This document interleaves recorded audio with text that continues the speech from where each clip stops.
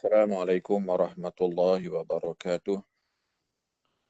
Innal hamdalillah wassalatu wassalamu ala Rasulillah wa ala alihi wa ashabihi wa man walah amma ba'd.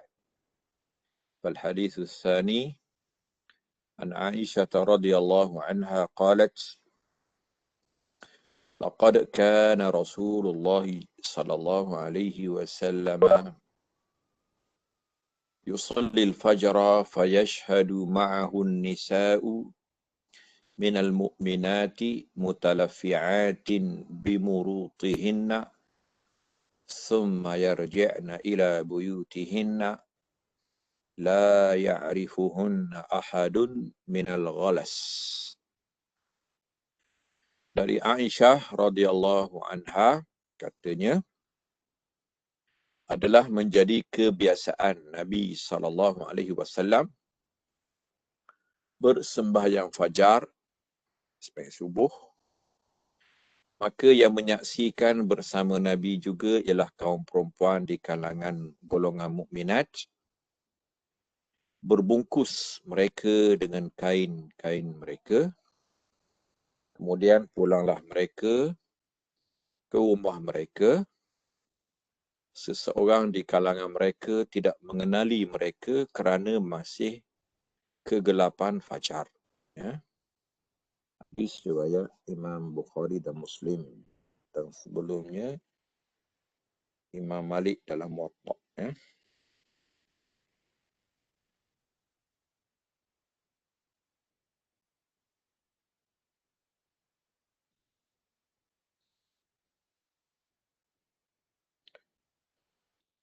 Okeylah. Jadi ini hadis kedua dalam Kitabul Mawaqit ataupun Babul Mawaqit. Bab waktu-waktu sembahyang.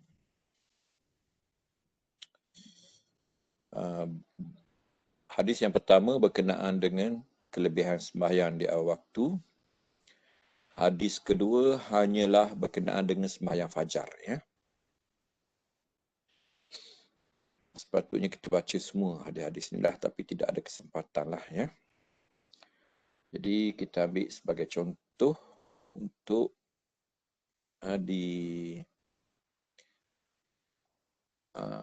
dibuat bacaan untuk hadis-hadis yang seterusnya. Ya. Jadi hadis ni hadis Aisyah radhiyallahu anha menceritakan tentang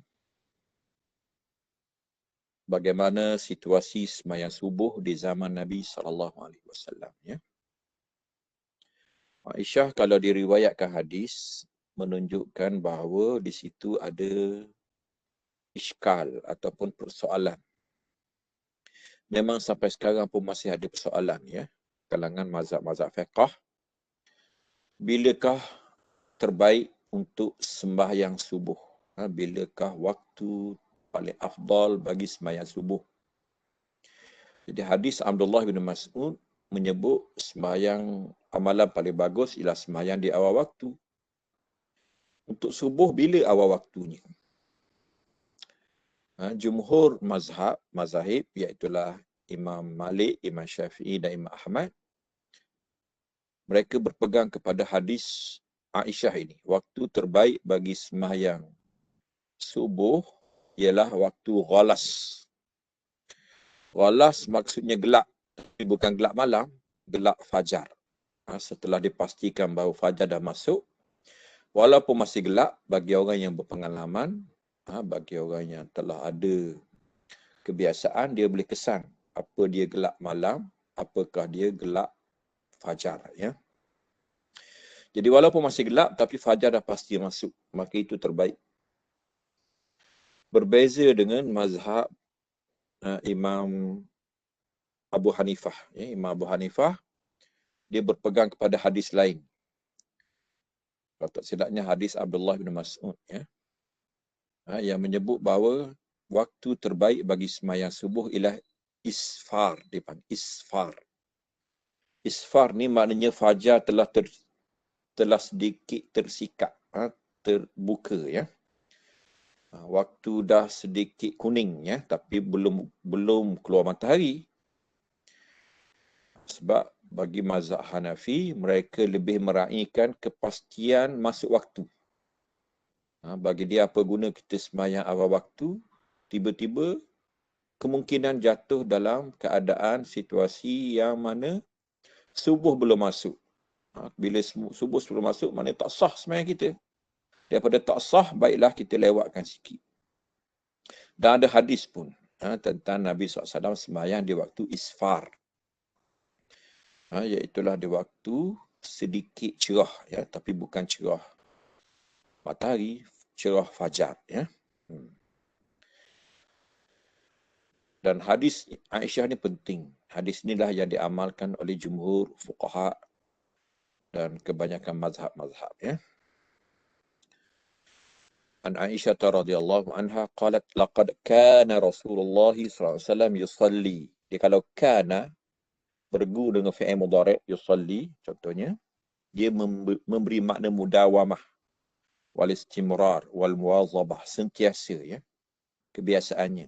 Jadi kita terjemah selalu Nabi SAW sembahyang fajar. Ya. Ini bukan sekali-sekala, kebiasaannya. Ya. Kemudian Aisyah, ialah dia mewakili perempuan, maka dia kata, fayashhadu ma'ahum nisa. Sembahyang fajar disaksikan oleh perempuan. Orang dulu, perempuan dia sembahyang jemaah, ramai golongan jemaah perempuan dalam 2 sembahyang. Pertamanya, sembahyang fajar, yang keduanya sembahyang isyak, iaitulah 2 sembahyang gelap. Mereka sembahyang 2 sembahyang gelap ini supaya terlindung, ya, supaya mereka di jalanan tidak kelihatan. Ya. Jadi hadis ini menyebut dia pulang masih lagi gelap. Ini awal sangat sembahyang Nabi SAW. Ya. Qauluha fayashhadu ma'ahu nisa'u minal mu'minati. Yuhtamalu qauluha minal mu'minat annahu bayanun li naw'in nisa'i allati tahdurna as-salata litukhrijal kafirati. Jadi apa makna mukminat di sini? Sama ada nak beritahu bahawa nisa ini mukminat lawan kepada kafir. Wa yuhtamalu annahu bayanun liwasfihinna litukhrijal munafiqati. Ataupun untuk beritahu bahawa yang hadir ini ialah mukminat, bukan munafiqat. Ya? Wahwal aqrab. Makna kedua ni lebih jelaslah, orang kafir yang tak semayang. Perempuan munafik yang tak semayang juga. Ya, subuh terutamanya. Ya. Qauluha mutalafi'atin,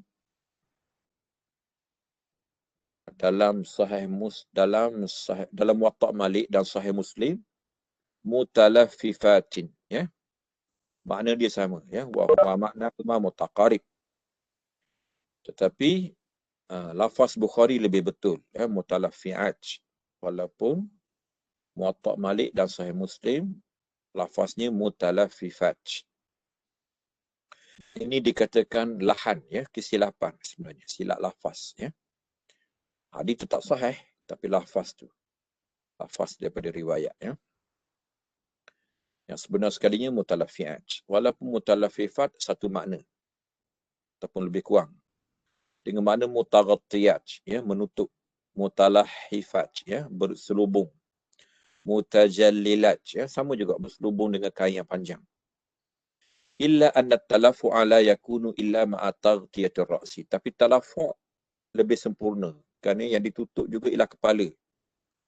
Ini kain besar ni, ya. Macam tengok orang Saudi, orang Iran pakai, ataupun orang Pakistan, dia pakai satu kain di atas baju. Dia dah pakai baju sempurna, tudung semua dah. Dia ambil satu lagi kain, tutup semua sekali, ya. Kepala sehingga mata je keluar sebelah. Wa qawluha bimurutihinna ay bi aksiyatihinna, dengan kain mereka, ya. Wahiduha mirtun murutun.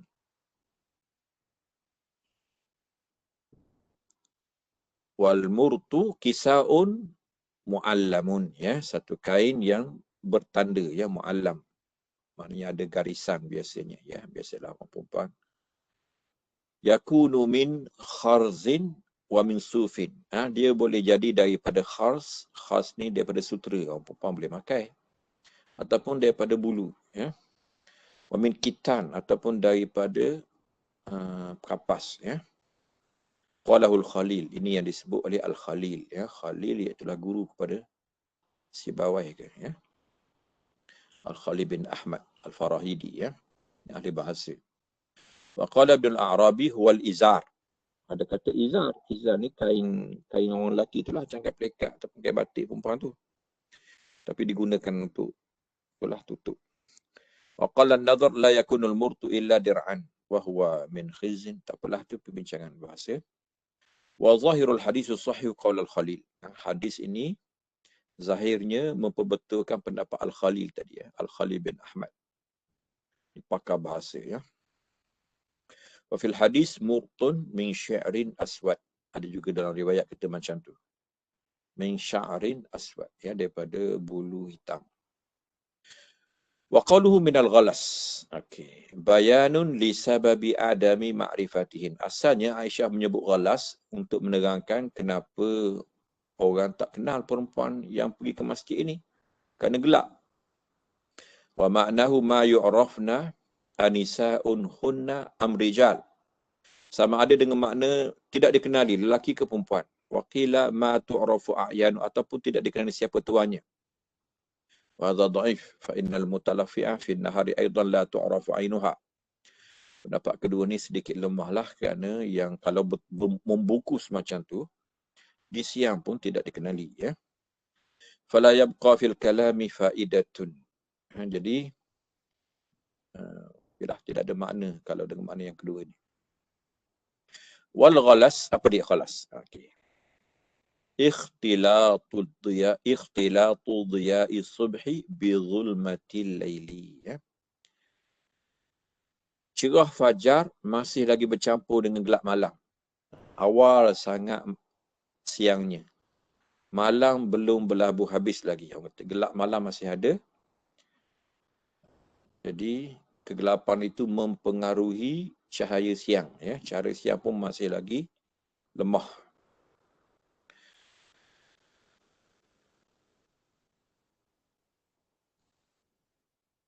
Wal ghalas bil lam wa hiya kulluha fi akhiril lail yakunu al ghabas fi awalin nahar fi awalil lail.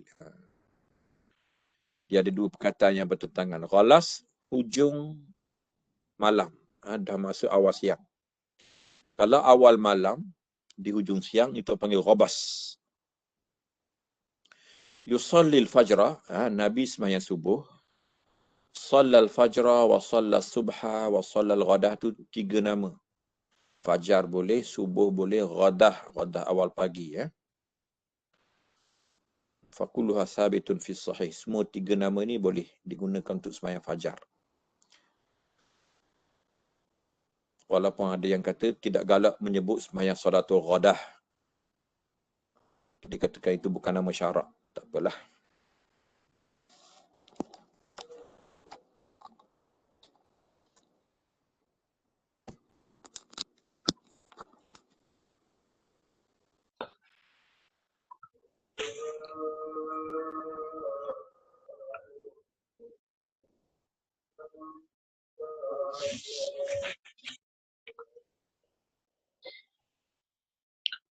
Lakin qala Syafi'i sammaha Allahul Fajar wa sammaha Rasulullah SAW subha fala uhibbu an tusamma bi ghairihima. Al-Imam Syafi'i dalam kitab kebetulan kita baca syarah hadis daripada mazhab Syafi'i, ya. Kita bertemulah dengan nas Imam Syafi'i. Imam Syafi'i kata dalam Quran nama sembahyang ni fajar. Dalam hadis, nama sembahyang ni subuh. Jadi aku tak suka nama yang ketiga lah. Dua ni je, ya. Jadi ghadah itu macam Imam Syafi'i tak suka, ya. Fi hadzal hadis dalilun ala istihbabi tabkir bi salati subhi. Okey, ini dalil. Ini dah sebenarnya tujuan di bawah hadis. Sembahyang subuh diawalkan. Di awal waktu. Ini mazhab Malik, mazhab Syafi'i dan Ahmad wal jumhur. Wa qala Abu Hanifah al-isfaru afdal. Imam Abu Hanifah menyanggahi jumhur. Dia tidak bersetuju dengan hadis kita ni lah, hadis Aisyah. Kalau tengok hujah dia ada dalam mazhab, dalam kitab-kitab mereka lah, antaranya kitab Al-Imam At-Tahawi, ya. Nama dia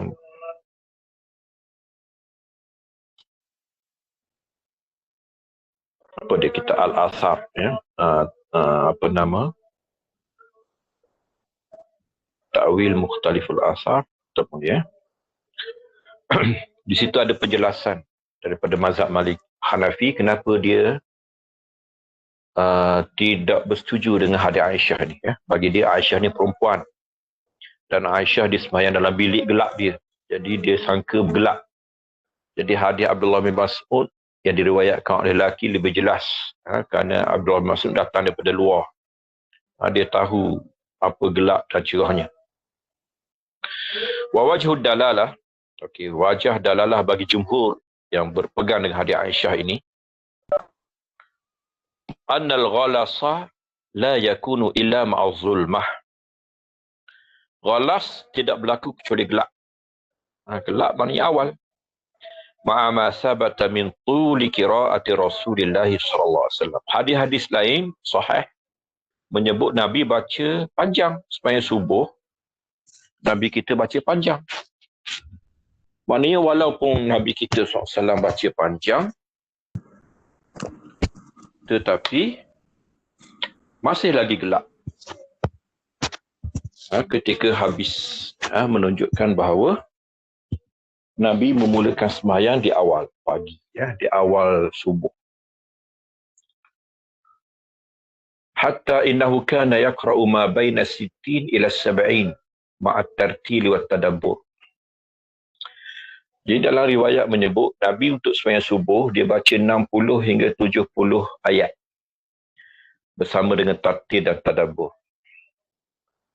Wastadalla Abu Hanifah bi hadis dhaif. Okey, ni sebab jelah kita baca kitab mazhab Syafi'i kan, terus dia kata dhaif. Hadis yang dibuat hujah oleh mazhab Hanafi, ya. Tengok hadis tu.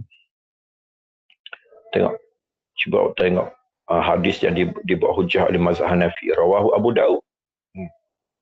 Hadis riwayat Abu Daud.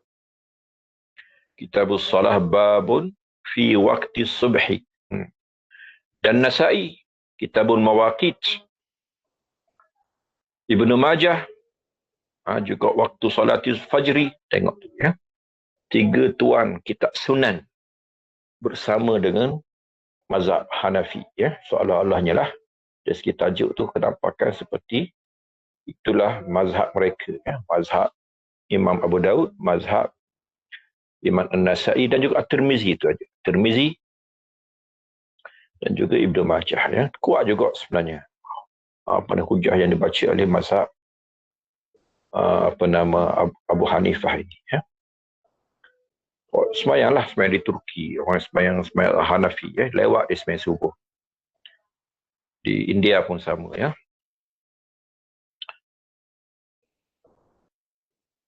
Wa wajhud dalalah, kita baca ni, ya. Wastadalla Abu Hanifah bi haditsin dhaif asfiru bil fajri fa innahu a'zamu lil ajri. Itu hadis dia, ya. Maknanya sembahyanglah fajar pada waktu isfar, sedikit kecerahan, kerana itu lebih besar pahalanya, ya. Ini mazhab Abu Hanifah dan ramailah orang malas sembahyang pun di sembahyang lewat. Rupanya ada mazhab, ya. Dulu ingat tak ada mazhab, ya. Wa ta'awwalahu al-jumhur ala takdiri thubutihi ala tabkiri bis salah la ala ghalabati dhiya'i wa zuhuri. Okey, jumhur dia baca hadis ini asfiru bil fajri, kalau dia kata hadis ini sahih, apa maksudnya? Adakah bertentangan dengan hadis Aisyah? Tidak. Maksudnya sembahyang biar betul-betul masuk waktu. Itu cegahan bagi mereka yang sembahyang belum masuk waktu. Memang sembahyang belum masuk waktu tak ada mazhab lah, semua tak sah. Semua mazhab tak sah, sembahyang belum masuk waktu. Jadi maksud hadis ini ialah jangan sembahyang terlalu awal sehingga belum masuk waktu fajar. La ala ghalabatul dhiya'i wa zuhuri. Bukan maksud suruh sembahyang bila dah cerah. Jam'an baina fi'lihi wa qawlihi. Tengok tu. Kita himpun di antara kelakuan Nabi dan perbuatan Nabi. Kelakuan Nabi hadis Aisyah. Perkataan Nabi hadis kita inilah asfiru bil fajri. Ya. Wa fihi dalilun ala jawazi hudurin nisa'i al jama'at. Habis dah tentang isu tadi. Ada isu sampingan di sini, iaitulah perempuan boleh hadir ke sembahyang berjemaah. Hadis ini jelas. Perempuan hadir ma'ar rijali. Wa huwa muqayyadun bima idza uminatil mafasidu. Ya, tapi tentulah disyaratkan aman daripada kerosakan. Ya. Orang merosakkan dia ataupun dia merosakkan orang lah. Minal iftitan, yang berkait dengan fitnah. Wa ghairihi. Imma alaihinna au bihinna. Sama ada fitnah yang mengganggu mereka ataupun fitnah dengan sebab mereka. Walaysa fil hadithi ma yadullu ala kaunihinna ujuza. Hadis ini tak ada tanda bahawa yang datang itu tua. Au syawaba, ataupun muda pun tak diberitahu. Yang diberitahu perempuan. Sekalipun waqad kariha ba'dhum lisyawabi zalika. Ada setengah mazhab memakruhkan kepada anak muda, kepada perempuan muda lah. Wallazi yanbaghi fi hadhihi al-azman al-man'u mutlaqan. Tengok tuan kitab kita backend lah. Dia kata zaman sekarang ni perempuan tak payahlah, ya. Tapi kita larang dia pergi masjid, dia pergi ke mall pula, ya. Lagilah tak boleh. Illa an yakunna alimatin amilat. Kecuali dia orang perempuan yang alim, perempuan yang amilat, maknanya yang betul-betul multazimat, ya. La yuftanu bihinna wa la yaftinna ghairahunna. Orang tidak terpedaya dengannya sebab dia jaga pakaian dan tingkah lakunya, dan dia tidak memfitnahkan orang lain bisuratin au halatin au fi'lin au qawlin, wallahu a'lam. Dengan gambarannya, dengan situasinya, dengan kelakuannya, dengan perkataannya, ya. Wala syakka anna salatal mar'ati fi baitiha afdalu minal masajid mutlaqan. Secara mutlaknya, perempuan sembahyang di rumah lebih baik daripada sembahyang di masjid. Wa fi makhdi'i baitiha afdal. Bahkan dalam bilik lagi bagus. Bukan saja dalam rumah, dalam bilik. Afdalu min baitiha. Lebih baik daripada dalam rumah. Di hadis sabata fi dzalik. Kerana ada hadis yang sahih dalam bab ini. Wa fihi dalilun ala istiqraril mar'ati fi baitiha mutlaqa. Hadis ni bukti bahawa perempuan duduk kat rumah je lah. Secara umumnya, ya. Maknanya, dalam situasi biasa, duduklah kat rumah. Kecuali ada hajat. Antaranya sembahyang berjemaah. Keluar, ya. Lain daripada tu, dia balik duduk kat rumah. Li hadisin sabata fi dzalika. Ya. Wa alla takhruja minhu illa li maslahatin syar'iyyatin. Jangan dia keluar kecuali untuk maslahat syarak, ya.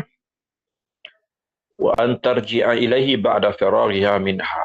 Dan pulang terus setelah selesai daripada tugasannya. Wallahu a'lam, ya. Jadi itu sajalah yang kita nak baca sikit daripada hadis yang kedua, ya. Wassallallahu ala sayyidina Muhammadin wa ala alihi wa ashabihi wa sallam tasliman katsira. Subhana rabbika rabbil izzati amma yasifun. Wa salamun alal mursalin walhamdulillahi rabbil alamin. Assalamualaikum warahmatullahi wabarakatuh.